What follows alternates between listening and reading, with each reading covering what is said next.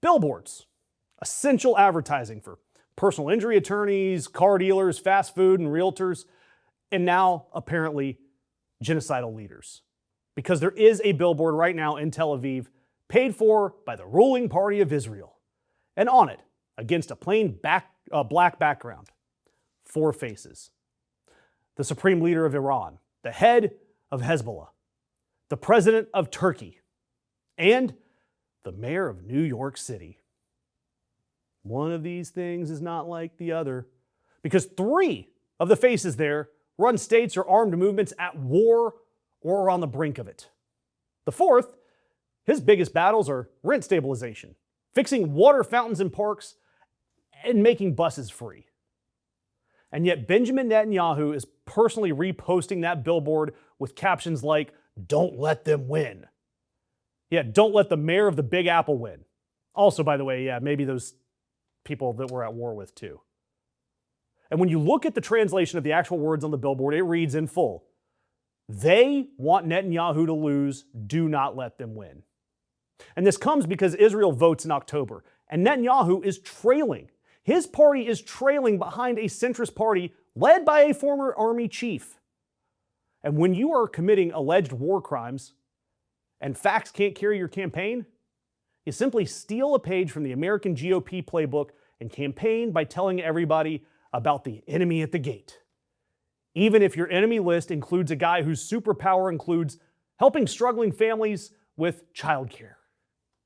And for real, why is Mamdani on this poster?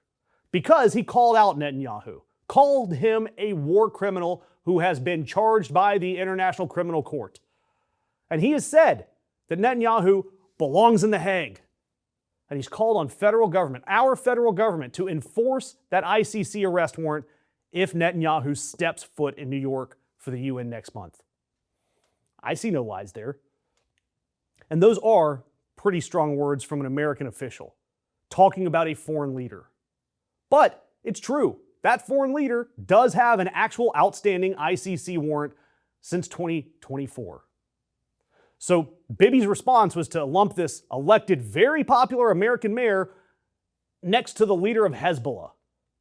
And let me see if I can break this down for people like Netanyahu. Criticizing a foreign government's war is not the same thing, even remotely, as waging war against that same foreign government. And by the way, more than 1 million New Yorkers voted for that man. Yet Israel's ruling party just branded Mamdani a national enemy, like a middle schooler's burn book with a massive defense budget. And Mamdani, like most of us, we're simply sick of the genocide and the terror happening in Gaza.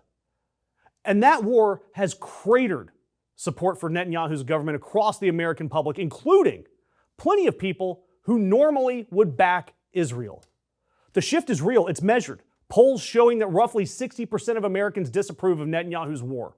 Nearly half of Americans, according to Economist and YouGov, think that the U.S. should enforce that ICC arrest warrant. Half.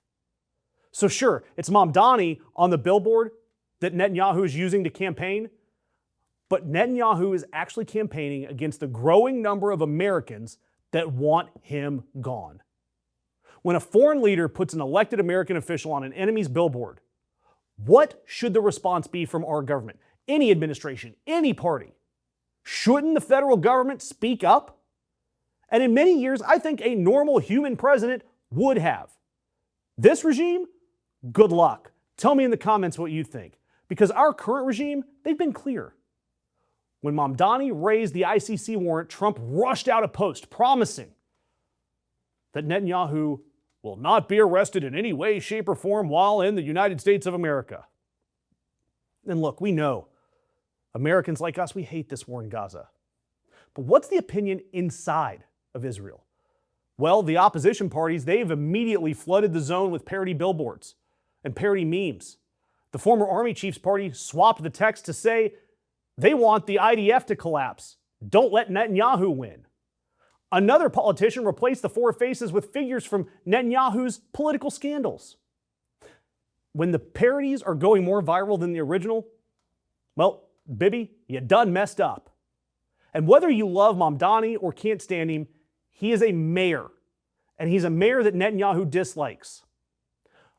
But the precedent here, a precedent like this, especially if America doesn't speak up, it doesn't stay small. And every American politician that's cheering this on should think hard about whose face will be on the next billboard. Do me a favor, hit that subscribe button, because when a foreign campaign targets an American election winner, somebody has got to speak up about it.